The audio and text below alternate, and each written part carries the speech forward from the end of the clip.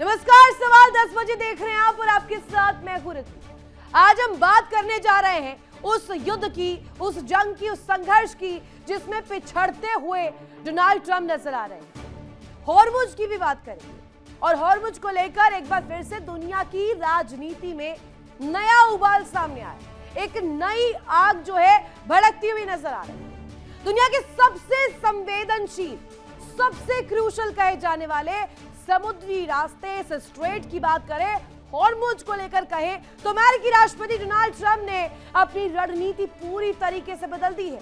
नहीं बदला, नहीं, इसमें गुत्थियां आप सामने आ रही। ट्रंप ने साफ कर दिया है कि अमेरिका अब इस इलाके में ग्लोबल चौकीदार की भूमिका नहीं निभाने वाला। ट्रंप का तर्क या उनका ये बयान इस मायने में अहम हो जाता है क्योंकि उससे खाड़ी के देशों से आने वाले तेल की जरूरत नहीं है। यह पक्ष बहुत इंपॉर्टेंट हो जाता है। और साथ ही ट्रंप ने दो टूक शब्दों में कहा है कि जिन देशों को हॉर्मुज से तेल चाहिए वो अपने जहाजों की सुरक्षा खुद करे, अब अमेरिका सामने नहीं आएगा। अगर वहां युद्ध की स्थिति बनती है या रास्ता बंद होता है तो ये उन देशों की जिम्मेदारी है। ईरान पर 45,000 मौतों का आरोप भी लगा है। ये 7 बड़ी बातें जो हम आपको बता रहे हैं, परमाणु ताकत नहीं बनने देंगे। और साथ ही 5वीं बड़ी बात आपको बता देते हैं, समझौता नहीं तो तबाही तय है। और छठी और इंपॉर्टेंट बात ये, हॉर्मुज से हमें कोई मतलब नहीं है, कोई वास्ता नहीं है। 7वीं इंपॉर्टेंट और आखिरी बात कि सऊदी अरब हो, बहरीन हो, हम अकेला नहीं छोड़ेंगे इन प्रॉक्सीज को। ये उनके संबोधन से निकले वो शब्द थे जिन्होंने सभी के ध्यान को अपनी ओर आकर्षित किया। अमेरिका अब अपने सैनिकों और अरबों डॉलर के जो सहयोग है उसको लेकर सीधे वार करना चाह रहा है। दूसरों के व्यापारिक हितों की रक्षा के लिए दांव पर नहीं लगाएगा। दुनिया भर की नजरें अब इन दिनों हॉर्मुज की लहरों पर टिकी हुई है। लेकिन अमेरिकी राष्ट्रपति के एक ताजा बयान ने आग में घी डालने का काम किया है। ऐसा लग रहा है कि राष्ट्रपति ट्रंप ने हॉर्मुज को लेकर अपना मूड बदल दिया है, स्टांस चेंज कर दिया है। उनके इस बदलते रुख से संकेत मिल रहे हैं कि खाड़ी में जारी तनाव फिलहाल थमने का नाम नहीं लेने वाली है। क्या दुनिया एक बड़े ऊर्जा संकट की ओर आगे बढ़ रही है? क्या पूरी इंसानियत पर इसका दंश जो है वो हम देख पाएंगे? और आने वाले समय में भविष्य में क्या होने वाला है? क्योंकि ट्रंप मानकर चल रहे हैं कि ज्यादा से ज्यादा 2 से 4 हफ्ते और इसी में ईरान निपट जाएगा, ईरान खत्म हो जाएगा। क्योंकि पहले से ही सेना को उन्होंने घुटनों पर ला दिया, ऐसा उनका बयान है। लेकिन इस बारे में अगर देखें और एक्सपर्ट्स की राय माने तो मुंह की खानी पड़ी है ट्रंप को। क्योंकि भारी भरकम और अरबों खरबों के जो इन्होंने अपने जंगी बेड़े से मिसाइलें निकाली वो तो नेस्तनाबूद हो गए, हवा में ही फिसड्डी साबित हो गए। और इस बीच सामने आया एक बयान जो कि डोनाल्ड ट्रंप का पक्ष, संबोधन और इन तमाम चीजों को एक्सपोज करता है। अब चलिए हॉर्मुज से पीछे क्यों हटना चाह रहे ट्रंप, उनके कारण आपको गिनवा देते हैं। पहला, युद्ध को लंबा खींचना नहीं चाहते। यही रणनीति जो रूस और यूक्रेन के बीच चल रही है। आप देखिए, रूस खुद को टिकाए हुए है और गोरिल्ला वॉरफेयर में अमेरिका अपने टांगों को नहीं घुसाना चाहता। दूसरा कारण, हॉर्मुज खुलवाने के लिए अमेरिका को जटिल सैन्य अभियान चलाना पड़ेगा, यानी कि ये बहुत डिफिकल्ट हो जाएगा। और अगर भविष्य में ऐसी तस्वीर बनती है तो ये पूरी दुनिया के लिए, साथ साथ अमेरिका के लिए भी बड़ा दंश रहेगा। तीसरा कारण, हॉर्मुज स्ट्रेट से सिर्फ 1% तेल ही यूएस को आता है। लेकिन अंतरराष्ट्रीय दबाव आप देखिए और इन तमाम चीजों के बीच हॉर्मुज की स्थिति को देखिए। अगर 1% तेल ना भी आए तो अमेरिका के लिए कोई बड़ी बात नहीं है, ऐसा ट्रंप जानते हैं और समझते हैं। चौथा कारण अब समझिए, यूरोपीय देश हॉर्मुज पर मदद से पीछे हट गए। तमाम नेटो कंट्रीज के बयान आपने देखे जिसमें ब्रिटेन क्या पक्ष रख रहा है, फ्रांस क्या पक्ष रख रहा है, अलग अलग पक्ष, लेकिन कोई साथ नहीं दे रहा। पांचवा कारण, हॉर्मुज के चलते यहां पर यू टर्न लेना पड़ रहा है और ये जंग में पीछे ले जा रहा है। छठा कारण आप देखिए, ट्रंप का दावा है कि ईरान में उनके उद्देश्य पूरे हो चुके हैं, जो वो करना चाहते थे वो कर चुके हैं अचीव। अपने टारगेट्स को पूरी प्रिसाइज अंदाज में हिट कर लिया है। लेकिन जो दुनिया भर में इस वक्त चर्चा है वो ये कि क्या नेटो से अलग थलग पड़ गए, और साथ ही साथ देश के भीतर विरोध, इसके साथ ही साथ ईरान की मार, हॉर्मुज बंद हो जाना, बबल मंडेप पर खतरा बढ़ना और पूरी दुनिया में थू थू होना, ये कारण है। एक बड़ी खबर सामने आ रही है, ये बताया जा रहा है कि 77 साल बाद नेटो से अलग हो सकता है अमेरिका, और ट्रंप ने नेटो को कागजी शेर इससे पहले बताया था। जरूरत के वक्त पर नेटो ने अमेरिका का साथ नहीं दिया, हाथ छुड़ाकर पीछे भाग गए, और नेटो ने अमेरिका का साथ देने से इसलिए इनकार किया क्योंकि नेटो देश ये मानते हैं कि ये लड़ाई उनकी नहीं, लड़ाई अमेरिका की, इजराइल की है। वो बदस्तूर अपनी लड़ाई लड़े, लेकिन इसमें नेटो देश अपने पैरों को नहीं घुसाने वाले, कोई हिस्सेदारी उनकी नहीं रहने वाली।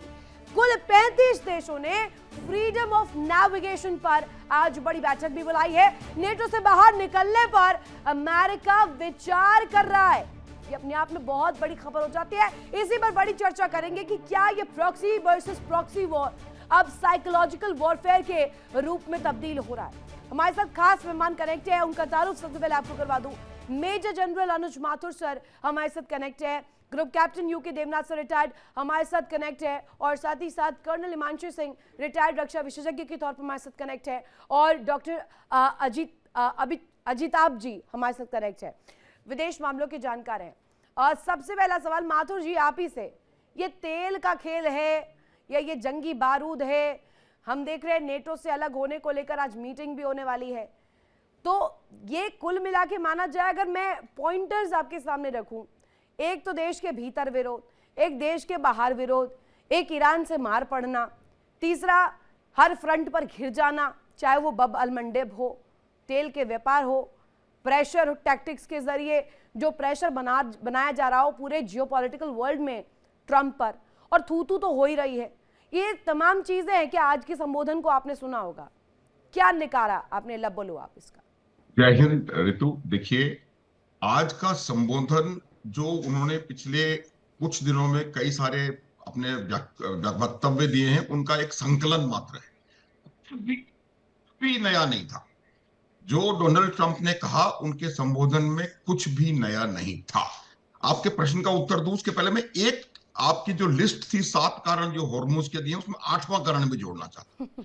देखिए, हॉर्मुज के बंद रहने से अगर किसी देश को लाभ होने की संभावना है तो वो अमेरिका है, क्योंकि जो लोग इस तेल की मार से अपने आप को बुरी तरह से फंसा हुआ पा रहे हैं, वो लोग बाध्य हो सकते हैं अमेरिका से महंगा तेल खरीदने के लिए। तो ये भी शायद एक वजह हो सकती है कि वो चाहता है कि ये तो बंद रहे ताकि लोग मेरा तेल खरीदें, और ये बात उन्होंने छुपे शब्दों में कह भी दिए कि भाई या तो आप अपने आप खुलवा लो वरना मेरे से तेल खरीद लो। तो ये एक मुझे लगता है कि इंपॉर्टेंट इशू है। जहां तक सवाल ट्रंप के बात करने का है, देखिए, ट्रंप ने बहुत ज्यादा ईरान को नुकसान पहुंचाया है, इसमें कोई संदेह नहीं है। ट्रंप ने और इजराइल ने मिलकर के, और उनकी जो कन्वेंशनल फाइटिंग कैपेबिलिटी है, चाहे वो नेवल फोर्सेस की हो, चाहे वो एयर फोर्सेस की हो, एयर डिफेंस की हो, या इलेक्ट्रॉनिक वॉरफेयर की हो, उसको कहीं ना कहीं बहुत ज्यादा नुकसान पहुंचता हुआ नजर आ रहा है। लेकिन जिस स्ट्रेटेजी से ईरान ने अपना इस युद्ध को शुरू किया था,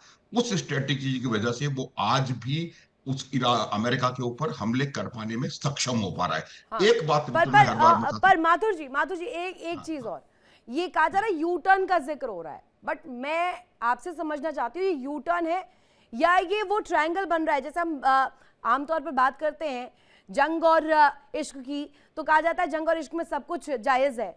अभी हम देखते हैं कि एक वॉर ट्रायंगल सा बन रहा है, क्या ये वापस बैक टू स्क्वायर वहीं पर आने वाले हैं हम? बिल्कुल। देखिए, मेरे को ऐसा लगता है कि ये युद्ध इस स्थिति में पहुंच गया है जिसमें डोनाल्ड ट्रंप इसको खत्म कर पाने में सक्षम मुझे लगता है नहीं है। दूसरा, इस युद्ध को छोड़ के भी आ पाने में सक्षम नहीं है। अगर मान लीजिए वो इस युद्ध को छोड़ के आते हैं तो मैसेज दुनिया में क्या जा रहा है? मैसेज दुनिया में ये जा रहा है कि पश्चिम एशिया से अमेरिका का प्रभुत्व जो है वो समाप्ति की ओर अग्रसर है। पश्चिम एशिया से अगर अमेरिका का प्रभुत्व खत्म हो गया, हाँ। आप सोच नहीं सकते कि आर्थिक तौर पे अमेरिका को क्या हो सकता है। It can prove to be a catastrophe, economic catastrophe America के लिए। एग्जैक्टली आप हाँ। पेट्रो डॉलर जिसके ऊपर वो पूरी तरह से आधारित है, उसको कहीं ना कहीं ऐसी मार पड़ने वाली है अगर उनको वेस्ट एशिया छोड़ के जाना पड़ा, जिसका हम कुछ कर नहीं सकते। इस वजह से मैं आपको बताना चाह रहा हूं, हम बार बार ये कह रहे हैं कि ट्रंप निकलने वाले हैं, युद्ध खत्म करने वाले हैं। उन्होंने एक एयरक्राफ्ट कैरियर वहां और भेज दिया, उन्होंने 3 एम्फीबियस क्राफ्ट वहां पर और भेज दिए, उन्होंने अपना एक एयरबोर्न डिवीजन और भेज दिया। तो ये जो इंडिकेटर्स हैं वो वापसी के तो कहीं भी नहीं लग रहे मेरे को। हर प्रकार से वो दबाव बढ़ाने की कोशिश कर रहे हैं। उन्होंने अपनी स्ट्रेटेजी को बदला है। और ये जो मैं बता रहा था, कल भी कहा था मैंने, कि ये जो टाइम उन्होंने का दिया है, ये उन्होंने टाइम दिया नहीं है, ये टाइम उन्होंने लिया है। लिया और है, वो मतलब टाइम ये उन्होंने तैयारी इसलिए कर रहे लिया हैं, है, ये दुनिया को दिखा बिल्कुल रहे वो हैं कि ये तो करेंगे। चीजें हमने सॉफ्टन कर दी है, पर ये सॉफ्टन हुई है, ट्रांसपेरेंट हुई है, या और ज्यादा धुंधली पड़ गई है, ओपेक बना दिया है ऐसे। मलिका जी से एक रिएक्शन। मलिका जी, हम देखते हैं कि अभी तक तो लड़ाई प्रॉक्सी वर्सेस प्रॉक्सी वाली चल रही थी कि एक प्रॉक्सी आता है दूसरे प्रॉक्सी के साथ लड़ाई करता है। हिजबुल्ला हम देख रहे हैं, एक तरफ इजराइल की तरफ से बैक टू बैक फायर हो रहा है उस संगठन पर, उसके इलाकों पर। लेबनान में हम देख रहे हैं क्या हो रही है तस्वीर। लेकिन अभी तक जो हम पूरी दुनिया में सुनते आए, वर्ल्ड ऑर्डर ऐसा चल रहा था कि अमेरिका का प्रॉक्सी इजराइल भी है। पर अभी मैं अगर दूसरे छोर से पूछूं आपसे, ऐसा हो सकता है कि क्या अभी जो पिक्चर दिख रही है हमें, उसमें अमेरिका ही इजराइल का प्रॉक्सी हो? लड़ाई तो इजराइल के है, लड़ तो बीच में अमेरिका कूद कूद के अपनी बढ़ा रहा है। बिल्कुल रितु जी, देखिए 1 महीने से ऊपर हो गए और आपने एक पैटर्न नोटिस किया होगा कि जैसे ही डील कोई भी ब्रोकर होती है या डील के कहीं भी ये लोग पास आते हैं, चाहे आप पिछले साल देखिए ऑपरेशन मिडनाइट हैमर था, या उससे पहले हमने देखा कहीं ना कहीं जैसे 2015 में ओबामा जब प्रेसिडेंट थे, तो ईरान और अमेरिका ने एक डील साइन की थी जिसमें सिर्फ जॉइंट कॉम्प्रिहेंसिव प्लान, जिसमें सिर्फ 3 से 4% ही यूरेनियम एनरिच कर सकता था एब्सोल्युटली ईरान। उसमें हमने देखा जैसे ही डोनाल्ड ट्रंप ने उस डील को स्क्रैप किया 2018 में, और ईरान ने एग्रेसिव होके 60% यूरेनियम एनरिचमेंट किया, और कहीं ना कहीं बाइडेन ने फिर उसको डायल डाउन करने की जैसे ही कोशिश की, एक डील ब्रोकर करने की फिर से कोशिश की अपने फर्स्ट टेन्योर में, हमने देखा कि वैसे ही पैरेलली 2021 में इजराइल अटैक कर देता है 2021 में ईरान के न्यूक्लियर प्लांट को। तो कहीं ना कहीं हम देखते हैं कि जैसे ही देखिए इजराइल सीरिया 2.0 बनाना चाहता है कहीं ना कहीं ईरान को भी, क्योंकि ईरान ने शुरुआत से हिस्टोरिकली ना केवल कभी तो एक तो अब्राहम अकॉर्ड साइन ही नहीं किया, दूसरी चीज कभी भी इजराइल को एज अ सॉवरेन नेशन देखा ही नहीं है, उसने उसको मान्यता ही नहीं दी है, कभी उसके एग्जिस्टेंस को ही मान्यता नहीं दी है। तो कहीं ना कहीं इजराइल हमेशा ईरान के खिलाफ रहा है, हमेशा से ही ईरान के खिलाफ रहा है, और वो चाहता है कि सीरिया 2.0 बन जाए। एक ओपनिंग रिएक्शन ले लेते हैं, उसके बाद आप लोग बताइएगा, आगे जानकारी भी दीजिएगा। हिमांशी जी, एक सवाल मेरा आपसे, मोसाद का एक ऑपरेशन था, ऑपरेशन थंडरबोल्ट, उसके बारे में आप जितनी दफा पढ़ेंगे उसमें युगांडा में जैसे विमान को लेके गए हाईजैकर्स, वहां पर एक मिशन चलाया गया, विदिन मिनट्स वहां पर ऑपरेशन को अंजाम दिया गया। मिग फाइटर्स जो लगे हुए थे एयरपोर्ट पर, उसे उड़ा करके इजरायली टीम निकल गई। तो क्या इतना आसान था? ये कर तो ये भी सकते थे ईरान के ऊपर, लेकिन क्या दिखा कुछ और जाया जा रहा है और हो कुछ और रहा है, ऐसा है क्या? अनम्यूट कीजिएगा। देश की परिस्थिति, प्लीज। हर देश की परिस्थिति, हर देश की स्थिति, भौगोलिक स्थिति, रणनीतिक स्थिति अलग अलग होती है। एक टेम्पलेट आप एक वॉर में लगाते हैं या एक ऑपरेशन में लगाते हैं, वो दूसरी जगह एज इट इज नहीं लगाया जा सकता है, क्योंकि स्थितियां भिन्न भिन्न होती हैं। ठीक है। और युद्ध में आपको जाने से पहले या ऑपरेशन में जाने से पहले वॉर गेमिंग बहुत इंपॉर्टेंट होती है। और अगर आप ईरान को देखें तो ईरान तो इराक की बगल में है, और इराक में भी हमने ऑपरेशंस देखे हैं। हाँ। और जिस तरीके से वहां पर ऑपरेशंस हुए थे, तो वहां का इलाका बहुत रेतीला, मैदानी, रेगिस्तानी इलाका है। लेकिन जो ईरान है, ईरान भौगोलिक स्थिति से एक नेचुरल फोर्ट्रेस है। और दूसरी तरफ अगर हम बात करते हैं समुद्री सीमाओं की, तो उसको जिस बेहतरीन तरीके से IRGC ने गार्ड किया हुआ है, with naval mines, with fast attack boats, with marine missiles, तो ये इस तरह का ऑपरेशन वहां पर संभव नहीं है। ओके, बूट्स ऑन ग्राउंड एक सुसाइडल मिशन होगा।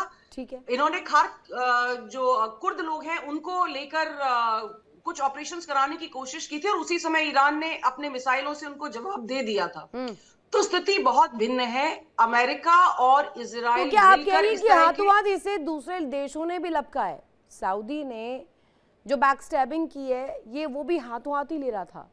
Is that what you are saying? No, what I'm saying is every situation demands a different kind of operation. You cannot have the same template everywhere. अगर हम Iran की बात कर रहे हैं तो ईरान की स्थिति, ईरान के लोगों का जज्बा, ईरान की स्ट्रैटेजी इज वेरी डिफरेंट। देखिए वहां की जो संसद है जिसको मजलिस कहा जाता है जी, वहां पर 95% लोग पीएचडी हैं और उनका साइंटिफिक माइंडसेट है, उनको स्टेम सेल, उनको मिसाइल्स की जानकारी बाकियों से बेहतर है और उन्होंने हर एक प्ले बुक को, अमेरिका की हो चाहे इजराइल की हो, स्टडी किया है। तो अभी आप देखिए इतने हमलों के बाद भी उनका मोज़ेक सिस्टम इंटैक्ट है। अब ये भी कहा जा रहा है कि IRGC has taken over, so that means they are very clear about how they are going to be proceeding in this war further। तो उसमें कोई ग्राउंड ऑपरेशन या ऐसे छोटे ऑपरेशन से कोई ज्यादा फर्क पड़ेगा नहीं। जब आपने उनकी लीडरशिप को भी एलिमिनेट कर दिया उसके बाद भी they are coming all out. So Ritu ji, it is a very different operation. America ने ऐसा ऑपरेशन पहले नहीं किया है। मोर ओवर अगर ईरानियों को अगर हम समझते हैं तो वो हार मानने वाले या हथियार डालने वाले लोगों में से नहीं है। बैक स्टैबिंग का सिलसिला हमने इस तरफ देख लिया इस पाले में, और दूसरी तरफ ये देख लिया कि डोनाल्ड ट्रंप ये समझ रहे हैं कि वहां पर नेटो के कंट्रीज ने भी बैक स्टैब किया है, वो लोग भी साथ नहीं आ रहे हैं। तो यूके देवनाथ सर, आप जरा मुझे इस पर डीपन करके बताइएगा। हम देखते हैं कि एक स्थिति बनती है जहां पर बहुत हाई कॉस्ट अरबों खरबों का इस्तेमाल करके डिफेंस सिस्टम लगाया गया है, मिसाइल्स है, पूरा जंगी बेड़ा है, लेकिन एक ऐसा देश ईरान जिसकी शायद वो जियोपॉलिटिकल लोकेशन ही उसके लिए सबसे बड़ा एक एज लेने वाली बात है, वहीं से सारी सियासत बदल गई और पूरा वर्ल्ड ऑर्डर वहां से बदल रहा है। जी हाँ रितु जी, हुआ यह है कि अमेरिका ने जब इस युद्ध में बम्बार्डमेंट चालू की और ईरान के सुप्रीम लीडर को, मैं तो यूज करूंगा डिप्लोमेटिक वर्ड यूज करूंगा कि मर्डर कर दिया। तो उसके बाद एक चीज बहुत क्लियर थी कि अमेरिका ने ईरान के लोगों का जो युद्ध लड़ने का जज्बा है उसको शायद भांपने में गलती कर दी। कई देश होते हैं जिनके पास बहुत बड़ी आर्मी, नेवी, एयरफोर्स होती है लेकिन युद्ध लड़ने का जज्बा नहीं होता है। कई देश ऐसे होते हैं, छोटे से देश होते हैं लेकिन उनमें युद्ध लड़ने का जज्बा होता है। तो ये जज्बे के आगे आप कह रहे हैं कि डोनाल्ड ट्रंप ने यू टर्न ले लिया है? एकदम, डोनाल्ड ट्रंप ने सोचा था कि ईरान के लोग सरेंडर कर देंगे, जो पावर में है, सत्ता में है, और हवाई जहाज में बैठ के मॉस्को भाग जाएंगे 1 मार्च की सुबह। यूके देवनाथ सर, वापस आ रही हूँ, प्लीज कंप्लीट कीजिएगा माफी के साथ। एक बड़ी खबर सामने आ रही है, मेरे सहयोगी न्यूज रूम से कनेक्ट है मोनिका, उनका एक बार रुक कर लेते हैं। मोनिका जी, क्या बड़ी खबर है आपके पास, क्या जानकारी? बिल्कुल, देखिए ऋतु, बहुत बड़ी खबर आ रही है। आईआरजीसी के वरिष्ठ अधिकारी मोहसिन रजाई का स्टेटमेंट सामने आया है। आईआरजीसी के वरिष्ठ अधिकारी मोहसिन रजाई का स्टेटमेंट आपको बता रहे हैं, हम हॉर्मुज बंद कर सकते हैं, दुनिया भी इकट्ठी हो जाए तो हॉर्मुज नहीं खुलवा सकती, ये साफ तौर पर कह दिया है। यानी कि ईरान के तेवर जो है अभी भी वो ठंडे नहीं हुए। बड़ी जानकारी आपके साथ साझा करें, हम हॉर्मुज बंद कर सकते हैं। मोहसिन रजाई ने कहा दुनिया भी इकट्ठी हो जाए तो हॉर्मुज नहीं खुलवा सकती। तो ये बड़ी जानकारी मोनिका दे रही थी। और एक और खबर यहाँ पर आ गई है जिसमें इजराइल ने ईरान पर भीषण हमला कर दिया है, और ये जानकारी मिल रही है कि वहां पर जिन जगहों को टारगेट पर लिया गया उसमें से एक है इस्फहान। टॉप प्रायोरिटी इसकी बनी हुई है। इजराइल जो है वो लगातार इस्फहान पर बैक टू बैक हमले कर रहा है। आईआरजीसी की मिसाइल साइट को निशाना बनाया गया है, और इस वक्त सबसे बड़ी खबर यही हो जाती है, मोनिका जैसे कि बता रही थी, और वो जिस तरीके की जानकारी दे रही थी कि आईआरजीसी के वरिष्ठ अधिकारी मोहसिन रजाई का जो बयान है जिसमें वो कह रहे हैं कि स्पष्ट रूप में हॉर्मुज बंद कर सकते हैं, पूरी दुनिया साथ आ जाए, सबको ले आइए साथ में, चाहे वो खिसियाए फूफा जो डोनाल्ड ट्रंप बैठे हुए हैं वो भी कोई कोशिश कर ले, लेकिन वो कर नहीं पाएंगे। इसे जरा समझाइएगा जिताब जी। ये कहा जा रहा है कि ईरान अब पूरा दमखम लगा रहा है, कह रहा लगा लीजिए एड़ी चोटी का जोर, लेकिन आप खुलवा नहीं पाएंगे हॉर्मुज। अनम्यूट कीजिएगा, अनम्यूट। आ रही आवाज? जी जी बाबुलंद। देखिए, आप यहाँ पे क्लियर है कि ईरान के पास अभी भी उसकी तरकस में कई तीर हैं। हॉर्मुज को हथियार बना के वो यूज कर रहा है और आगे भी करता रहेगा। इसके बाद आपने बाब अल मंदेब की बात की, वो तो अभी बचा ही हुआ है, उसको तो अभी इसने रोका ही नहीं है, वो तो खोला ही नहीं है लिटरली। तो ईरान झुकने वाला नहीं है, ये शुरू से कह रहा है, और उसने अभी तक, ये 5 सप्ताह लगभग होने चला, अभी तक उसने इसको प्रूव किया है। भले अमेरिका ने इसको बर्बाद कर दिया है, अगर इतना ही था, आप देखिए इसके 50-60 लीडर जो मेन थे सारे मर गए, रेजिमे आपने चेंज कर दिया। आप अमेरिका ट्रम्प साहब क्लेम कर रहे हैं, बट कहां है, क्या सॉल्यूशन आपने दिया? आप तो वर्ल्ड को और पूरी तरह से उलझा के रख दिया है। आज देख लीजिए स्टॉक मार्केट की क्या हालत है, ऑयल प्राइस कितना आगे जा रहा है। तो सॉल्यूशन जो अमेरिका कभी बड़ा देता, उछाल आया उसमें। और माथुर जी आप इसमें जरा डीपन करिएगा। हम अगर डॉक्ट्रीन्स को एनालाइज करें, एक मिलिट्री डॉक्ट्रीन जो होती है एक वॉर में, हम रूस यूक्रेन के बीच युद्ध जो चल रही है वो भी देख रहे हैं, हम ये देख रहे हैं कि गाजा पर क्या हो रहा है वो भी देख रहे हैं। यूक्रेन के साथ जब रूस जंग में है तो रूस ने एक अपनी स्थिति बनाई हुई, एक सिचुएशन ऐसे क्रिएट की गई है कि यूक्रेन किसी भी कीमत पर जंग में कोई एक एज ना ले पाए। एक तुरुप का इक्का, गुरिल्ला वॉरफेयर जो कहा जाता है, वो इस्तेमाल कर रहे हैं। और ईरान जो है, ईरान के पास हॉर्मुज नामक एक इक्का है जो वो चल रहा है बार बार। देखिए, मैं पहले 2 बातें बताना चाहता हूं कि एक तो इस बात पे बिल्कुल शक नहीं होना चाहिए कि ईरान दुनिया का दूसरा ऐसा इस्लामिक देश था जिसने इजराइल को रिकॉग्नाइज किया था 1950 में। तो ये मेरा मानना है कि ये कहना कि वो इजराइल को बिल्कुल नहीं मानता, ये जब से ये धर्मांध सरकार आई है सो कॉल्ड रेवोल्यूशन के बाद 1979 में, तब से हालात बिगड़ रहे हैं और तब से उन्होंने डेथ टू अमेरिका और डेथ टू इजराइल चैंटिंग शुरू कर दी है, जो कि मेरे हिसाब से एक बहुत ज्यादा इसको भी अलग से वे किया जाएगा। अभी मैं आपके प्रश्न का उत्तर देना चाहता हूं। दूसरी बात यह है कि एक स्वतंत्र जल मार्ग को हथियार के रूप में इस्तेमाल करना बिल्कुल सही नहीं है। ये स्ट्रेट ऑफ हॉर्मुज ईरान की बपौती नहीं है, ईरान का नहीं है ये जल मार्ग, इसमें कोई संदेह नहीं होना चाहिए। और अंतरराष्ट्रीय नियमों के तहत, अनक्लॉस के नियमों के तहत बिल्कुल क्लियर है कि वो इसके ऊपर नियंत्रण कर नहीं सकते, किसी दूसरे को अवैध रूप से रोक नहीं सकते, इसमें कोई संदेह नहीं है। तो अगर वो इस प्रकार का काम करने की कोशिश कर रहे हैं तो ये लगता है कि उनका एक बहुत जबरदस्त डेस्परेशन है। अब जहां तक सवाल स्ट्रेटेजी का है, देखिए आपको एक बात मैं बताना चाहता हूं कि ईरान अपनी डिफेंस कैपेबिलिटी में जो सामरिक उनकी क्षमताएं हैं, जब ये उनमें कह दिया है कि इसको हथियार के रूप में इस्तेमाल नहीं करना चाहिए, और हो सकता है अंतर्राष्ट्रीय पटल पर भी कानून इसके ऐसे बने हो कि उसे बपौती ना समझकर आप यूज ना करें, लेकिन अभी अमेरिका के पास तो रास्ता ही नहीं बचता ना कुछ। फिर क्या करे अमेरिका? अगर हमला भी करेगा तो सेल्फ डिस्ट्रक्शन की मोड में आ जाएगा। वही मैं बता रहा हूं आपको कि ईरान को देखिए आप कितना ज्यादा नुकसान वो कर चुके हैं। ईरान कम से कम 30-40 साल पीछे चला गया है अपनी हर प्रकार की क्षमताओं में।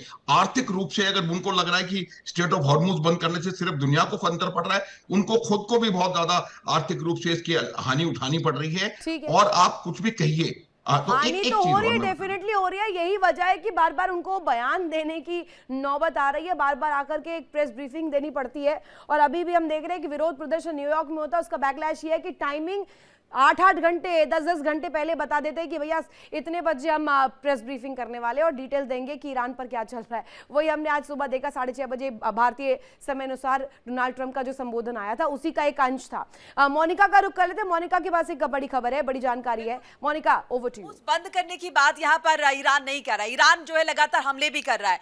ईरान ने इजराइल पर भीषण हमला कर दिया है, बड़ी जानकारी आपके साथ साझा करें। एक प्रमुख रॉकेट कारखाना नष्ट किया है। ईरान के हमले से कामकाज ठप हो गया है।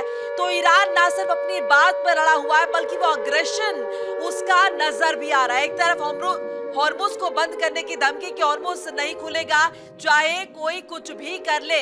दूसरी तरफ जरा देखिए, इजराइल पर लगातार जो है अटैक कर रहा है ईरान। ये बड़ी जानकारी आपके साथ साझा करें, यानी कि राष्ट्रपति डोनाल्ड ट्रंप कुछ भी कह ले, ईरान के जो सुर है वो नरम पड़ते हुए दिखाई यहाँ पर नहीं दे रहे और ताबड़तोड़ अटैक कर रहा है, क्योंकि जाहिर है यहाँ पर जो साख का प्रश्न है, जो छवि का प्रश्न है, वो ईरान के लिए भी। ईरान एक ऐसा देश है जो ये बखूबी जानता है, उसे छेड़ दिया गया है तो अंजाम तक तो पहुंचना ही है। वो जानता है कि उसका मुकाबला यहाँ पर सुपर पावर अमेरिका से है, लेकिन घुटने नहीं टेकेगा, इस बात को पहले कह चुका है ईरान। और उसी कड़ी में लगातार यहाँ पर ईरान की तरफ से ताबड़तोड़ अटैक किए जा रहे हैं। कामकाज ठप हो गया है, जैसे कि मैंने जिक्र किया, इजराइल पर बड़ा हमला जो है वो ईरान की तरफ से किया गया। बिल्कुल मोनिका, और एक प्रतिक्रिया इस पर मलिका जी की बनती है। मलिका जी, एक रिएक्शन दीजिएगा इस पर। जैसा कि मेरे सहयोगी ने बताया कि ईरान घुटने नहीं टेक रहा है, और सबसे इंपॉर्टेंट इसमें कड़ी जुड़ जाती है कि कहा जाता है कि लड़ाई दावों बनाम हकीकत की हो जाती है। क्या आप कहिए, कुछ ग्राउंड पर कुछ दिख रहा है? बिल्कुल रितु जी, अभी मैं ट्विटर में पढ़ रही थी, ईरान की जो एम्बेसी है साउथ अफ्रीका में, उसने साफ साफ लिखा है, स्टेटमेंट एक जारी किया है जिसमें बताया जा रहा है कि ईरान कोई भी बातचीत नहीं कर रहा है यूएस के साथ। और जो बार बार डोनाल्ड ट्रंप बोल रहे हैं कि अच्छा हाँ हमारी इनसे बात हो रही है, ईरान से बात हो रही है, बातचीत हम कंटिन्यूसली कर रहे हैं, तो उन्होंने उसमें पूरे दावे खारिज कर दिए हैं अपने जो ईरानियन एम्बेसी है साउथ अफ्रीका में सिचुएटेड, तो पब्लिक इन्फॉर्मेशन के लिए। और दूसरी बात, एक चीज कॉन्ट्रडिक्शन रितु जी सबसे बड़ा ये है कि पूरी स्पीच में जो आप सुबह की ट्रम्प की देखेंगे उसमें वो ओबामा का को ब्लेम करते हैं कि इनके साथ इन्होंने डील की थी, बट आप कॉन्ट्रडिक्शन और हिपोक्रेसी देखिए कि जो सैंक्शंस ट्रम्प ने लगाए थे उसका 30 दिन का उन्होंने वेवर दे दिया है ईरान को ऑयल एक्सपोर्ट करने में, कहीं ना कहीं रिलैक्सेशन प्रोवाइड कर दिया है एक्सपोर्ट करने में। तो ट्रम्प की जो हिपोक्रेसी है कि एक तरफ हम देख रहे हैं कि वो बैक फुट में उन्होंने वॉर को कर दिया और फ्रंट फुट में वो बार बार। एक रिएक्शन यूके देवनाथ सर का, यूके देवनाथ सर, जैसे कि अभी मलिका जी कह रही है हिपोक्रेसी तो वो जग जाहिर है, और क्योंकि पाकिस्तान के साथ बिरयानी खाते हैं तो उसका डेफिनेटली रेपरकशन हम देख रहे हैं कि उसके नक्शे कदमों पर भी अमेरिका चल रहा है। कभी कुछ कहते हैं, कभी कुछ कहते हैं, कहीं का कोई तार जोड़ देते हैं। अभी यूके देवनाथ सर ये बताइएगा, एक दफा उन रेजीम्स को ध्यान में रखिएगा जो ओबामा हो चाहे उससे पहले के जो रिप्रेजेंटेटिव हो, अभी अगर उनका जिक्र कर रहे हैं, अपने देश को भी तो खोखला ही साबित कर रहे हैं ना। चाहे JCPOA हो, जॉइंट कमीशन हो, उसको लेकर के न्यूक्लियर जो ट्रीटी साइन हुई थी उसको लेकर हो, जैसे रिजीम में आते हैं आप उसे हटा देते हैं, अमेरिका को साइडलाइन कर देते हैं। तो आप ये दिखा रहे हैं कि एक तरफ तो आप जो एक डील बनी है जिसमें ईरान खुद है, जिसमें रोका जा रहा है ईरान को आगे यूरेनियम को एनरिच करने से, जंग में न्यूक्लियर प्रोग्राम को आगे बढ़ाने से, आप उससे पहले साइड हो जाते हैं, उसके बाद आप कहते हैं कि न्यूक्लियर प्रोग्राम्स को ही आप रोक रहे हैं। रितु जी, हो ये रहा है कि डोनाल्ड ट्रंप के दिमाग में, मैं इस घटिया शब्द का इस्तेमाल कर रहा हूं, डोनाल्ड ट्रंप के दिमाग में एक पश्चिमी सोच है कि किसी भी देश पर बॉम्ब गिराने से वो देश कहना मान जाएगा। ये एक औपनिवेशिक समय का एक सोच है। आज की तारीख में डोनाल्ड ट्रंप चाहते क्या है ईरान से? चाहते हैं ईरान का कच्चा तेल। मैं आपको बता देता हूं कि आज अगर ईरान में कच्चा तेल नहीं होता और वहां जमीन के ऊपर बैंगन उग रहे होते और जमीन के नीचे आलू उग रहे होते, तो आज डोनाल्ड ट्रंप को पता भी नहीं होता कि ग्लोब में, दुनिया के नक्शे में ईरान है कहां पर। जब डोनाल्ड ट्रंप बॉम्ब गिराते हैं, बैंगन और आलू तो सर सऊदी में उग रहे हैं, बैंगन और आलू तो सऊदी में उग रहे हैं, उस पर नजर ही नहीं है। सऊदी में बहुत बड़ा कच्चे तेल का भंडार है, लेकिन सऊदी तो दशकों से ऑलरेडी अमेरिका की गोद में बैठा हुआ है। देखिए, एक समझना पड़ेगा, जितने पश्चिम एशिया के देश हैं यहां पर कहीं पे भी डेमोक्रेसी नहीं है ईरान के अलावा। ईरान ऐसा देश है जहां राष्ट्रपति बनने के लिए, प्रधानमंत्री बनने के लिए, मंत्री बनने के लिए आपको चुनकर आना पड़ता है। ये शायद हम मिस कर जा रहे हैं। बाकी चाहे आप सऊदी ले लीजिए, कोई भी दूसरा पश्चिम एशिया का गल्फ कंट्री ले लीजिए, कहीं पे शाह है, कहीं किंग है, कहीं प्रिंस है, कहीं पे सुल्तान है, कहीं पे अमीर बैठा हुआ है, कहीं शेख बैठा हुआ है। ये सब जो है अपनी जनता से वोट लेके पावर में नहीं है, ये सब डायनेस्टिक रूल हैं। तो अपनी डायनेस्टी को बचाने के लिए कोल्ड वॉर के समय, 60 के दशक के समय, 70 के दशक के समय अपने ही पॉपुलेशन से डरकर मैं क्लियर कर देता हूं, शाह ईरान जब थे 1979 तक, तब तक तो कोई ईरान कोई खतरा नहीं था। तो 1979 के पहले ही ये सारे देश 60 के दशक में, 70 के दशक में अपने ही जनता के डर से अमेरिका की गोद में बैठ गए थे कि अमेरिका उनको डोमेस्टिक स्टेबिलिटी देगा। उनकी जनता के रिवोल्ट से अच्छा, हम एक देख सवाल चुके हैं। मेरा और आपसे ये था कि क्या हम ये समझे कि बिना खाड़ी देशों की मदद के, बिना यूएई, सऊदी, कतर की मदद के अमेरिका ईरान पर हमला नहीं कर पाता, क्योंकि कहीं ना कहीं उनका भी समर्थन हासिल है। उन्होंने अपने यहाँ जो है अमेरिकी कैंप बसने दिए, अगर देखें सैन्य बेस बसने दिए। यही बड़ी वजह रही ना कि अमेरिका जो है वो हमला कर पाया।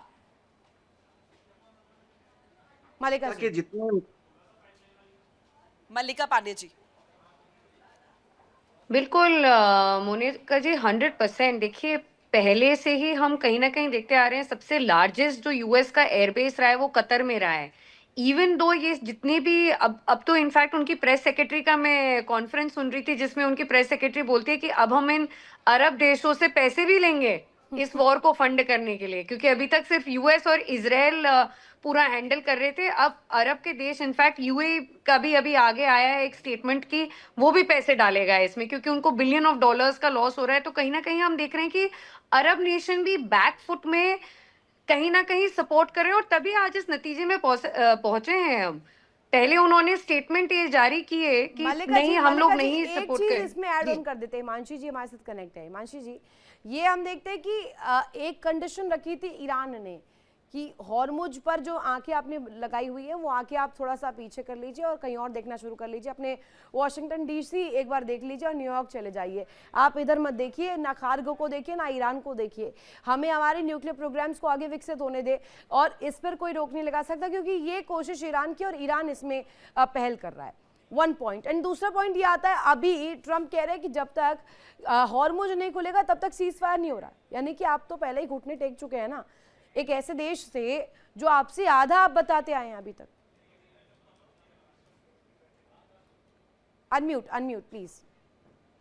सिंपल सी बात है, उनको उनके मन मुताबिक चीजें चाहिए। अगर उनके मन मुनाफिक चीजें नहीं होती हैं, देन जैसा मेरे बाकी को पैनलिस्ट बता रहे हैं, वो लगातार फ्लिप करते हैं। देखिए वो क्या चाह रहे हैं, क्या वो इस समय संभव है? अगर ईरान कह रहा है, देखिए ईरान अपनी सॉवरेनिटी को लेके बात कर रहा है। ईरान ने अगर हॉर्मुज को बंद किया है तो उससे पहले उसने यूएनएससी में चिट्ठी लिख के बताया था कि हम ये चीजें करेंगे। और जब आपको चेतावनी दी जाती है तो उस चेतावनी को, स्पेशली जब युद्ध की स्थिति होती है जहां आप साम दाम दंड भेद हर चीज इस्तेमाल करते हैं, आपको कौन सी चेतावनी? ये चेतावनी तो दी नहीं गई, ना वेनेजुएला के केस में दी गई थी ट्रम्प द्वारा और ना अभी ईरान के केस में दी गई। पहले ही हमले में आपने एलिमिनेट कर दिया सुप्रीम लीडर। ऋतु जी, मैं ईरान की बात कर रही हूँ कि ईरान बहुत क्लियर था कि उसने इस वॉर को कैसे लड़ना है। वो ट्रम्प की तरह छलावा नहीं करता है, वो बात करता है जैसे ट्रम्प कहेंगे जी हम युद्ध विराम कर रहे हैं, लेकिन तभी इजराइल मिसाइलें मार देता और ट्रम्प कहते हैं हमसे बिना पूछे मार दिया। ठीक है, so, ईरान मोनिका का एक बार रुक कर लेते हैं माफी के साथ। हिमांशु जी, एक बड़ी खबर सामने आ रही है। Monika please, over to you. बिल्कुल आई। देखिए, एक बड़ी जानकारी आपके साथ साझा कर ले रही हूँ, तमाम जो दर्शक हमें सुन रहे हैं। गाजा में जिहाद की मांग तेज हो गई है। सीरिया इजराइल सीमा के डेरा शहर में ये बड़ा प्रदर्शन देखने को मिला, बड़ा प्रोटेस्ट है। सड़कों पर लोग उतर आए हैं और लोग जिहाद का ऐलान कर रहे हैं। दमिश्क सरकार को खुली चुनौती दे दी है। इजरायली हमलों से क्षेत्र में तनाव बढ़ता हुआ दिखाई दे रहा है। ये बड़ी जानकारी आपको बता रहे हैं। लगातार घटनाक्रम किस तरीके से बदल रहा है और किस तरीके से जो स्ट्रेस है वो बना हुआ है पश्चिम एशिया में। गाजा में जिहाद की मांग तेज होती हुई नजर आ रही है। सीरिया इजराइल सीमा के डेरा शहर में ये बड़ा प्रोटेस्ट जो है वो हुआ। जरा तस्वीरें देखिए, कितनी बड़ी तादाद में लोग यहाँ पर जुटे हुए हैं और ये किस तरीके से नारेबाजी कर रहे हैं। ये सीरिया इजराइल सीमा के डेरा शहर की तस्वीरें हैं जहां पर ये प्रोटेस्ट हो रहे हैं। जिहाद की मांग ये लोग कर रहे हैं और ऐलान कर दिया इन्होंने जिहाद का। दमिश्क सरकार को चुनौती दे दी है। इजरायली हमलों से इस पूरे क्षेत्र में, इस पूरे इलाके में यहाँ पर तनाव जो है वो बढ़ा हुआ, इसकी जो स्थिति है वो बनी हुई है। एक बार एमबीएस जरा सुनते हैं, एक बार नारे जरा सुनते हैं, उसके बाद यूके देवनाथ जी आपका रुख करते हैं और इन प्रोटेस्ट की मायने समझते हैं।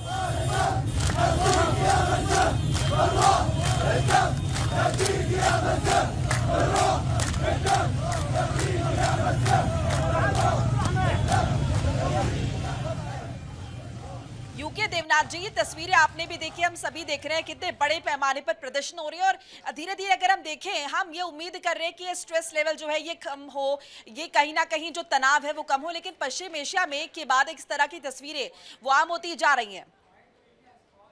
देखिए, एक साइकोलॉजिकल एस्पेक्ट होता है, मैं जो कहूंगा बतौर मिलिट्री साइकियाट्रिस्ट का अनुभव से कहूंगा। राइट। आप दुश्मन पे जब बम गिराते हैं, एक सिविलियन पॉपुलेशन पे बम गिराते हैं, तो जाहिर बात है बड़ी तादाद में सिविलियन मारे जाते हैं।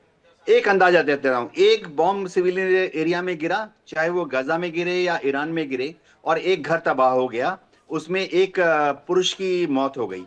अब तुरंत वह जिस फैमिली में मौत हुई है, वहां उसका भाई, उसका बेटा, उसका पोता, उसका पिताजी, वो तो हमेशा हमेशा के लिए याद रखेंगे। तो यही चीज पश्चिम एशिया में पिछले 70 साल से हो रही है। ठीक है पर सर, लेकिन हमेशा ये इजराइल विरोध तो बॉम्बिंग सिर्फ और करता है सिर्फ और ये 5 ये दूसरे विरोध दुश्मन तो नए सिर्फ बना वहां पर लेता नहीं है। हो रहा ना, विरोध तो हम देख रहे हैं अमेरिका के तमाम शहरों में हो रहा है, विरोध तो तेहरान में हो रहा है, विरोध तो इजराइल के भीतर हो रहा है। लेकिन विरोध से एक भूमिका तो सेट हो रही है कि कम से कम इस जंग में ये लड़ाई जो है, ये खामखा की लड़ाई में अमेरिका फंस गया है। डॉक्टर वीएन झा हमारे साथ कनेक्ट हो गए हैं, एक उनसे रिएक्शन चाहूंगी। झा सर, ये बताइएगा कि हम देखते हैं कि एक लड़ाई जिसमें जिसकी असल में लड़ाई है वो लड़ ही नहीं रहा है, लड़ाई प्रॉक्सी बनाम प्रॉक्सी हो गई है, और इसमें हम देख रहे हैं कि सारे दांव पेच जो है वो अपना लिए गए हैं, चाहे वो गोरिल्ला वॉरफेयर हो, एसिमेट्रिक वॉर हो, या हम देखिए साइकोलॉजिकल तौर पर उन टैक्टिक्स का इस्तेमाल करना हो जिससे पूरा वर्ल्ड ऑर्डर बदल दीजिए, अपने खेमे में लोगों को बढ़ाइए। शक्तियों का जुटान तो एक तरफ हो ही रहा है। जी ऋतु, कुछ चीजें हैं जो हमें सबों को याद रखनी पड़ेगी। इस्लामिक जो वे ऑफ कन्फ्रंटेशन या लड़ाई है वो थोड़ी सी अलग है।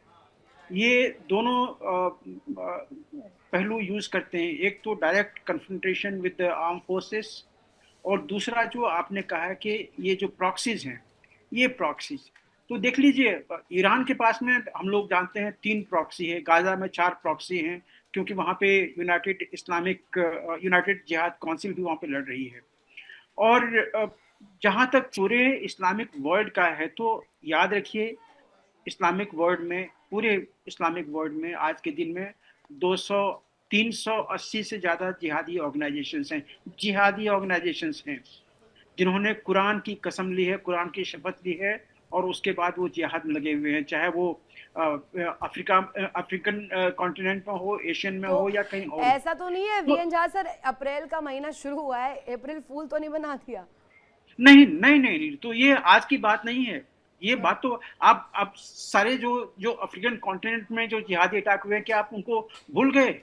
अल-कायदा के, आईसिस के और बोको हराम एंड एलाइज, इतने सारे संगठन हैं, हम उसको भूल नहीं सकते हैं।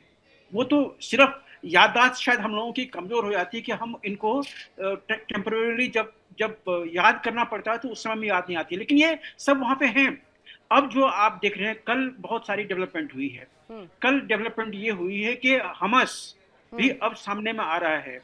आपने ये जो सीरिया का जो अभी ये डेमोन्स्ट्रेशन देखा हुआ है, ये भी यहाँ पे है। और याद रखें कि सीरिया एक टाइम में हिजबुल्लाह द्वारा कंट्रोल था, बहुत दिन पहले नहीं, सिर्फ 1 साल पहले के आसपास में जब असद थे वहाँ पे, तो हिजबुल्लाह वहाँ पे बहुत बड़ा कॉन्टिजेंट था, तो ये हम ना भूलें। तो सर, मैं आपके पास वापस आ रही हूँ अजीत, आप जी आपके पास भी आ रही हूँ, लेकिन माथुर सर, आपसे मेरा एक सवाल, चाहे खुर्रम शहर को देख लें, फतह को देख लें, और शाहिद ने तो अमेरिकी मिसाइल्स को शहीद ही कर दिया एकमात्र, और एक तरह से हिपोक्रेसी जो अमेरिकियों की थी उस दमखम को दिखाने की कि सुपर पावर की जो सेना है या उनका मिलिट्री अप्रोच जो है वो सबसे सुप्रीम है, एक सुप्रीम पावर के तौर पर अपने आप को इस्टेब्लिश कर रखा था, वो हिपोक्रेसी तो एक्सपोज हो गई है। हाँ, तो बिल्कुल ठीक है। और आज भी अगर आपने उनको सुना है, जो क्या डोनाल्ड ट्रंप या व्हाटएवर, उनको सुना है, उन्होंने यही कहा है कि हमारी सबसे विश्व की सबसे ज्यादा ताकतवर सेना है, सबसे ज्यादा पावरफुल एयरफोर्स है, सबसे ज्यादा पावरफुल नेवी है। देखिए, जो भी युद्ध होते हैं उसमें हर चीज को मद्देनजर रख करके आपके परिणामों को देखा जाता है। तो जहां तक सवाल है, आपने फिजिकल उनके ऊपर बहुत नुकसान पहुंचा दिया। आर्थिक रूप से आप कहाँ जा रहे हैं? 1 से 2 बिलियन डॉलर प्रतिदिन अमेरिका वहां पर खर्च कर रहा है, तो बहुत ज्यादा नुकसान उनको मेरे हिसाब से हो रहा है। और मैं ये एक सेंटेंस बोलना चाहता हूं कि अमेरिका वेस्ट एशिया में एक ऐसे युद्ध में फंस गया है जो कि वो जीत नहीं सकता, जो कि वो खत्म नहीं कर सकता, और जिससे वो बाहर नहीं निकल सकता। ऐसा बुरा मुझे लगता है वो ये उसमें फंस ट्रैप गए हैं। एक तरह और से डोनाल्ड ट्रंप के लिए ट्रैप है, आप बोल रहे हैं? बिल्कुल मैं ये करूं कि डोनाल्ड ट्रंप को अभी भी लग रहा है कि तो वो एक अपडेट इस नजर आ रही है, जरा जी, एक वो जी। साझा कर ले, फिर उसके बाद चर्चा को आगे बढ़ाते हैं। देखिए, ईरान ने इजराइल पर बड़ा अटैक कर दिया है, बड़ी जानकारी बता रहे हैं, और इस दफा पावर प्लांट को निशाना बनाया गया, क्लस्टर बमों से तबाही की गई है। और इसके साथ साथ देखिए ये भी बताते चले, बने ब्राक में वाटर इंफ्रास्ट्रक्चर पर अटैक हुआ। ये जो बने ब्राक है, ये इजराइल के टेल अवीव जिले में स्थित एक अत्यधिक घनी आबादी वाला क्षेत्र है जहां पर तबाही हुई है। यहां पर वाटर इंफ्रास्ट्रक्चर पर अटैक हुआ है, जिसकी वजह से सड़कों पर पानी भर गया है, हालात बिगड़ गए और पूरे इलाके में यहां पर अफरा तफरी मच गई है। तो ये स्थिति जो है बन गई है इजराइल में, जहां पर पावर प्लांट को निशाना बनाया गया है, क्लस्टर बमों से इस तबाही को अंजाम दिया गया। कोशिश की गई है कि यहाँ के जो आम लोग हैं उनके बीच भी तबाही जो है वो नजर आए। बनी ब्राक में वाटर इंफ्रास्ट्रक्चर पर अटैक हुआ है, सड़कों पर पानी भर गया है। अजिताभ जी हमारे साथ बने हुए हैं। अजिताभ जी, अब ये कोशिश की जा रही है कि जो मैं आपके पास आ रही हूँ, लौट रही हूँ, एक बार तस्वीरें जरा साझा कर लेंगे, तस्वीरें जरा देखिए, उसके बाद आपसे समझेंगे स्थिति। ये देखिए किस हद तक बनी ब्राक ये जगह है जिसका हम जिक्र कर रहे हैं। ये देखिए, ये तस्वीरें इजराइल की है जहां पर ये वाटर इंफ्रास्ट्रक्चर है जिस पर अटैक किया गया है, जिसे निशाना बनाया गया है। और उसके बाद जरा स्थिति आप देखिए, सारा पानी सड़कों पर आ गया है और जाहिर है जो यहाँ के लोग हैं वो कहीं ना कहीं उनके बीच यहाँ पर कौतूहल की स्थिति, अफरा तफरी की स्थिति और हालात यहाँ पर काफी बिगड़ गए। ये एक अत्यधिक घनी आबादी वाला क्षेत्र है। अजिताभ जी, ये तस्वीरें हम लगातार दर्शकों को दिखा रहे, बनी ब्राक इस जो है जगह का जिक्र हो रहा है और वाटर इंफ्रास्ट्रक्चर है जिस पर अटैक किया गया है। यानी कि अब ऐसी चीजों को निशाना बनाया जा रहा है जिनका असर आम नागरिकों पर पड़े, बड़ी चोट देने की कोशिश की जा रही है। मोनिका जी, देखिए ये दुर्भाग्य है, हर बार में ऐसा ही होता है अनफॉर्चुनेटली कि जो सिविलियंस हैं, सिविलियंस इंफ्रास्ट्रक्चर के अलावा सिविलियंस पे सबसे बड़ी त्रासदी होती है, और खास करके उसमें बच्चों महिलाओं का, चाहे वो ईरान में हुआ हो और आज आप देख लीजिए इजराइल में क्या हो रहा है। वाटर की स्कार्सिटी, ऐसा एक समय कहा जाता था कि दुनिया का जो तीसरा विश्व युद्ध होगा वो वाटर पे लड़ा जाएगा। आज उसी वाटर को हथियार बना के ये सारे देश, चाहे वो अमेरिका हो चाहे ईरान हो, हर वही कर रहे हैं। डिसैलिनेशन प्लांट को मुश्किल से 2% वेस्ट एशिया में जो कहते हैं ड्रिंकिंग वाटर है, हर जगह वाटर की क्राइसिस है। वहां पे ये टेक्नोलॉजी डेवलप हो गई है इजराइल में भी, और ये सब सारा समुद्र का खारा पानी को डिसैलिनेट करके ये करते हैं। उस पे अटैक होगा, कहाँ जाएगा? मैं गल्फ में रह चुका हूं, इतनी गर्मी पड़ती है, इतनी वहां पे बिना वाटर के तो ना इंडस्ट्री चलेगी, आम आदमी नहीं जी पाएगा। अगर उस पे अटैक होगा तो ये बहुत ही दुर्भाग्यपूर्ण है। ये स्थिति ये है कि अमेरिका, मुझे लगता है अमेरिका में, यहाँ 3D की बात करना चाहूंगा। अमेरिका एक तरफ डेमोक्रेसी की बात करता है, डेमोक्रेसी, डिस्ट्रक्शन और दादागिरी, ये यहाँ पे हो रहा है। अनफॉर्चुनेटली इसमें आम सिविलियंस यहाँ पे बर्बाद हो रहे हैं। अजिताभ जी, ट्रिपल-D का फॉर्मूला सटीक बैठ रहा है, और ये जैसा कि आपने एक्सप्लेन भी किया, डिस्ट्रक्शन, डेमोक्रेसी, डोनाल्ड ट्रंप, ये तीनों ही बहुत फिट भी बैठ रहे हैं। मानसी जी, एक तरफ है ईरान, एक तरफ है अमेरिका। अमेरिका कह रहा है कि आप सीज फायर कर लीजिए, हॉर्मुज खोल दीजिए, हम हमले नहीं करेंगे। 6 तारीख तय भी कर दी थी कि 6 अप्रैल तक हम नहीं कोई अटैक करेंगे। लेकिन इस ट्रैप में बेशक से डोनाल्ड ट्रंप फंस गए हों, पर ईरान कहीं से भी फंसने के लिए तैयार नहीं है। ईरान को पता है कि अगर ऐसा मौका दे दिया, वक्त दे दिया तैयारी का, तो अमेरिका ऐसा ना हो जाए कि उससे भीषण अटैक कर दे। और यही वजह है कि बैक टू बैक हमले ईरान कर रहा है।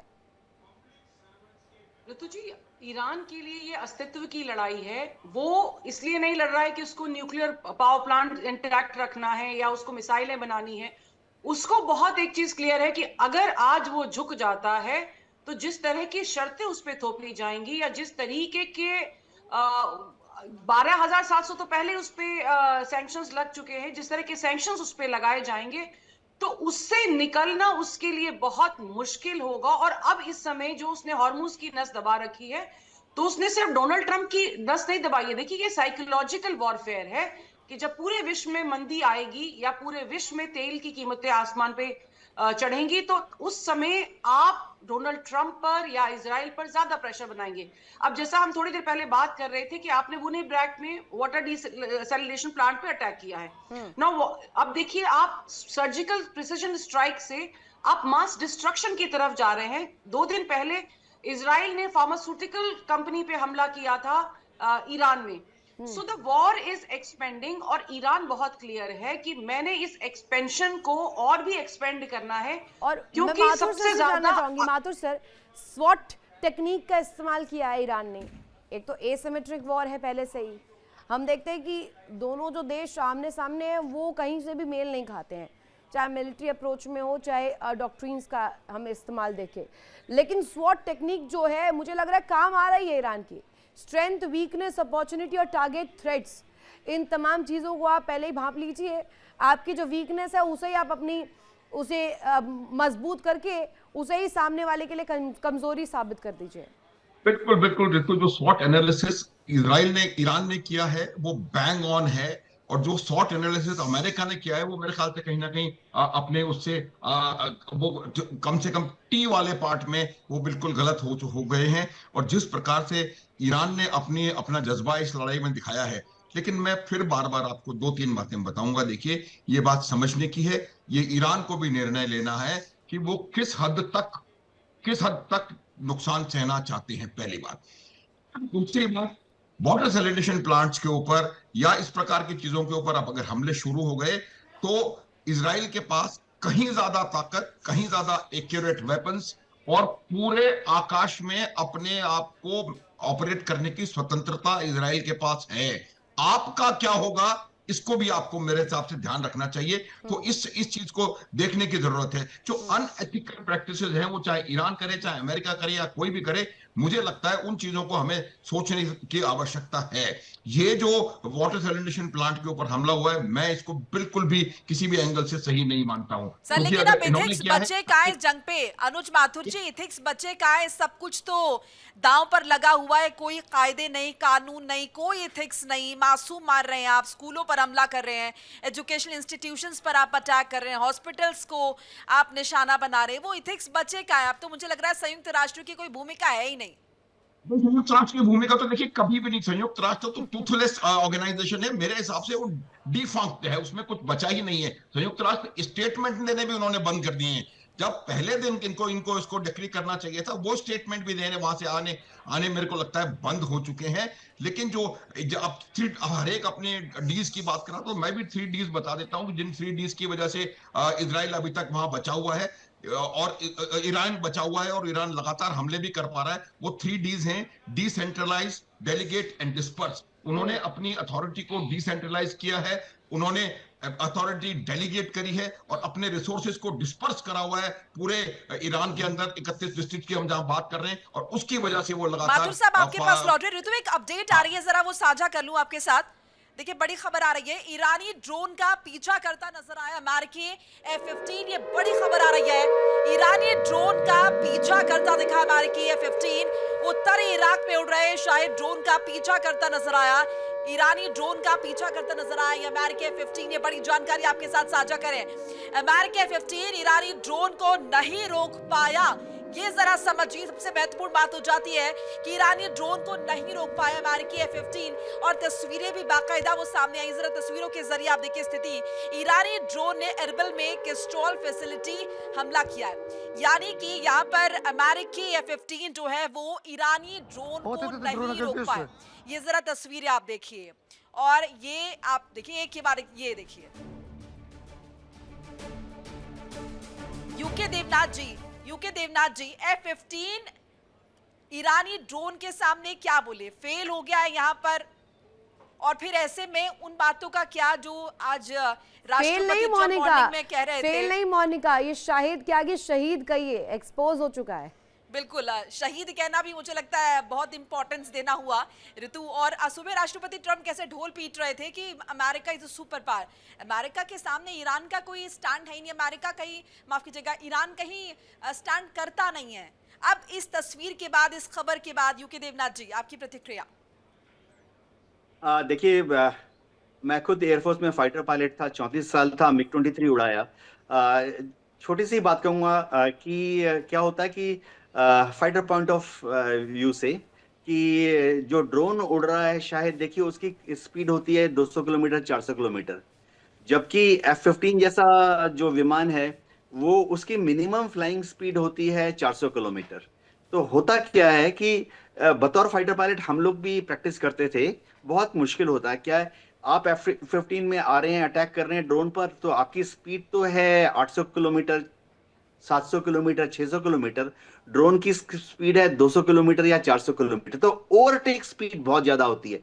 आप इसके पहले कि आप कहें जैक रॉबिन्सन, आपकी ओवरटेक स्पीड 300-400 किलोमीटर, आप ड्रोन के आगे चले जाते हैं। हम प्रैक्टिस करते थे, पुष्पक विमान हुआ करता था हमारे टाइम में, हम पुष्पक पर अटैक करते थे हमारे फाइटर से, और मैं आपको यकीन दिलाता हूं बहुत मुश्किल था, क्योंकि आपके सामने जो विमान है वो इतना स्लो चल रहा है कि आप जब तक ओपन फायर रेडार में लें, सीज फायर करें, ट्रिगर दबाएं, हिट करें, उसके पहले ही आपका विमान पुष्पक के आगे निकल जाता था। जी बिल्कुल। और मुझे लग रहा है ऋतु और देवनाथ जी, इससे मुझे वो बात याद आ रही है जो हम लगातार शुरू से जिक्र करते रहे हैं युद्ध के स्टार्टिंग से, कि अमेरिका जिस तकनीक का इस्तेमाल कर रहा है, या फिर अमेरिका जिन मिसाइल्स का, ड्रोन्स का इस्तेमाल कर रहा है, वो कहीं ज्यादा महंगे हैं, ज्यादा अगर हम देखें capable as compare to what Iranians are doing, जो ईरान की तरफ से किए जा रहे हैं। निश्चित तौर पर मोनिका, वीएन झा सर हमारे साथ कनेक्ट है। झा सर, ये समझाइएगा, हम देखते हैं कि एक तुरुप के इक्के के रूप में तो हॉर्मुज साबित हो गया ईरान के लिए, बेशक से अभी पछड़ रहा हो और उस हिसाब का वहाँ पर कहा जाए दमखम ना भी हो, लेकिन डोनाल्ड ट्रंप को घुटनों पर लाने के लिए मजबूर कर दिया। एटलीस्ट अंदर खाने वो भी समझ रहे हैं कि बड़ी मुसीबत हो सकती है, ना तो गद्दी रहेगी और ना ये सुपर पावर वाला छलावा। ऋतु, मेरा सोचना थोड़ा सा डिफरेंट है। ये कहना कि डोनाल्ड ट्रंप को घुटने पे ला दिया है या वो घुटने पे आ गए, ये थोड़ी सी क्या अतिशयोक्ति होगी। ये चीज आपको मानना पड़ेगा कि डोनाल्ड ट्रंप ईरान तो को वो वाला एग्जैगरेशन आपके लिए सही है जो खामेनेई को या ईरान को घुटनों पर ला दिया है? हाँ, वो ईरान को घुटने पे नहीं ला पाए, क्योंकि वो अपने आप को सुपर पावर समझते थे कि हम 1 दिन में, 2 दिन में, 4 दिन में ईरान को धूल चटा देंगे।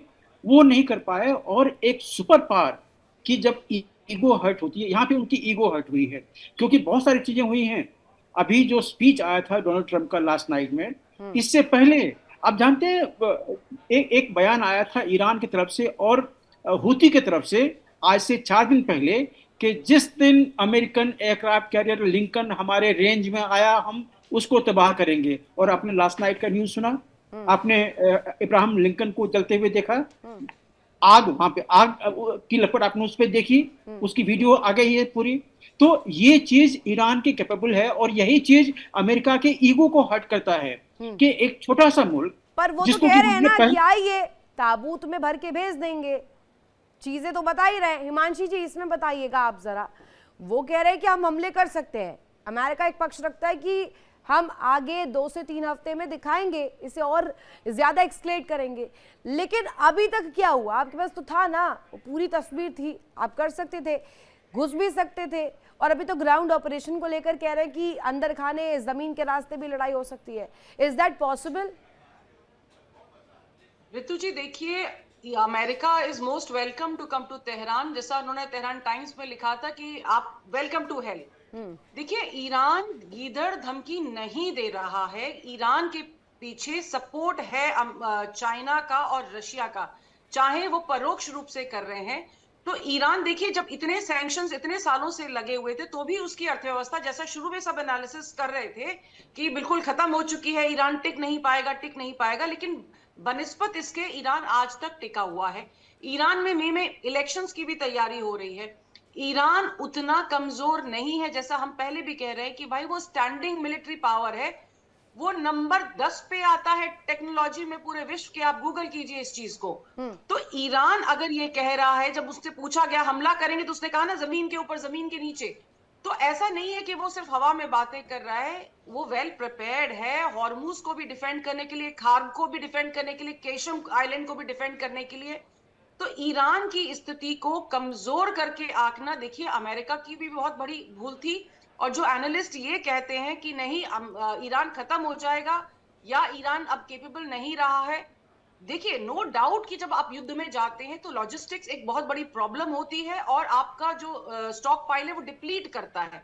लेकिन आपकी कैपेबिलिटी कितनी है उसको जल्दी रिप्लेनिश करने की, आपका टर्न अराउंड टाइम एक बहुत इंपॉर्टेंट चीज होती है युद्ध में, वो क्या है। और ईरान अपने घर में एक छोटा सा रिएक्शन माथुर सर, ये पॉसिबल है क्या वहाँ के जो पहाड़ है या उनके टेरेन्स जो ईरान में है वहां पर इतनी इजीली ग्राउंड ऑपरेशंस एग्जीक्यूट कर लेना ईरानियन होने देंगे? देखिए रितु मैं आपको एक बात बिल्कुल क्लैरिफाई कर दूं, जब ग्राउंड बूट्स ऑन ग्राउंड की बात होती है, अब मेरे पास भी इन्फेंट्री का 4 दशक का अनुभव है, वो बूट्स ऑन ग्राउंड ईरान के मेनलैंड की बात ही नहीं हो रही है। ईरान के मेनलैंड में अगर बूट्स ऑन ग्राउंड आएंगे भी तो वो उस प्रकार की एक एयरबोर्न रेड के तौर पे आएंगे कि उनको एक स्पेसिफिक टारगेट दिया जाएगा कि इस्फहान में इस जगह पर इतना यूरेनियम पड़ा है, उसको जाकर के तबाह करो और वहां से वापस निकल करके आ जाओ। यानी हवा हवाई, ये अभी बातें हवा हवाई है।